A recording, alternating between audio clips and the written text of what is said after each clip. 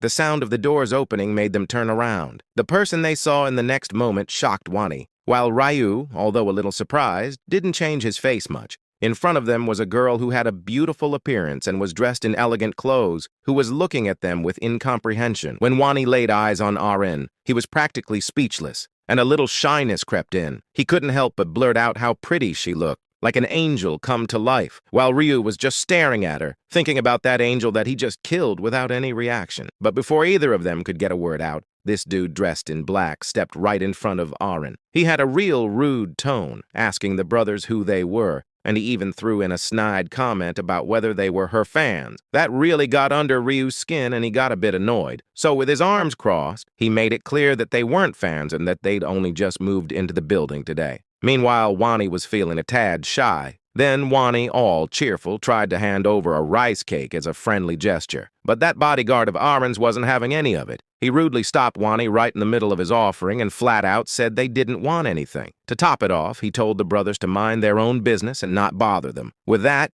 he just turned on his heel and walked away, casually mentioning that Arin ain't into sweet stuff. Left the brothers feeling pretty insulted, that's for sure. Next up, the bodyguard opened up the door to Arin's place and told her to head on inside. She followed his lead, but she couldn't help but shoot a sorry look back at the brothers. Now Ryu was getting pretty mad about the whole deal. He might not know who these people were, but that man's rude behavior was really getting on his nerves. On the other hand, Wani was still standing there, practically speechless, and it ain't just 'cause he was feeling insulted. It's 'cause he realized that the lady he'd been staring at was none other than his idol, Arin. His eyes lit up with happiness, and he couldn't believe he was seeing her in the flesh. While Ryu was confused, thinking who she was, being a single virgin and a shut-in, he didn't have much knowledge about famous people. Then Wani excitedly explained to Ryu that she was Arin, and Ryu asked in confusion, "Who is Arin?" Then the scene shifts, and we see Arin sitting on her sofa, watching the news on her phone.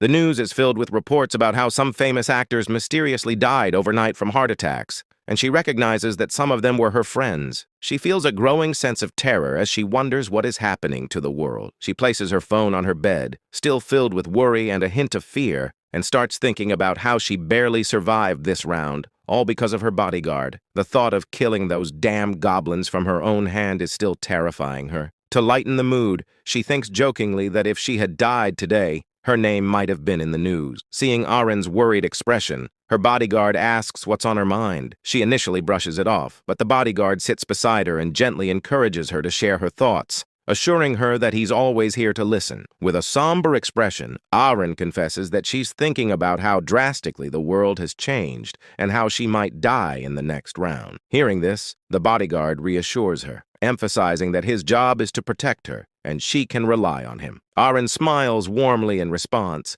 and expresses genuine gratitude for his unwavering support. Arin goes on to explain that when the company first assigned her a bodyguard, she had assumed he was there merely to keep an eye on her. However, she acknowledges that without his presence, she might not have survived the first round. She shares a light-hearted moment with her bodyguard, mentioning that the new neighbors who brought rice cake looked yummy, but her bodyguard replied that she would get ugly and fat if she ate things like that. Arin replied that it was okay to take the cake, and they would not have eaten it. The bodyguard was too rude to the brothers, as they might have felt bad and insulted. The bodyguard replied that he knows all about people like them. They were just trying to be friendly for their own selfish reason, and if they had taken the rice cake, they would have bothered them non-stop. But Arin, remembering the faces of the brothers, Wani, an innocent boy, and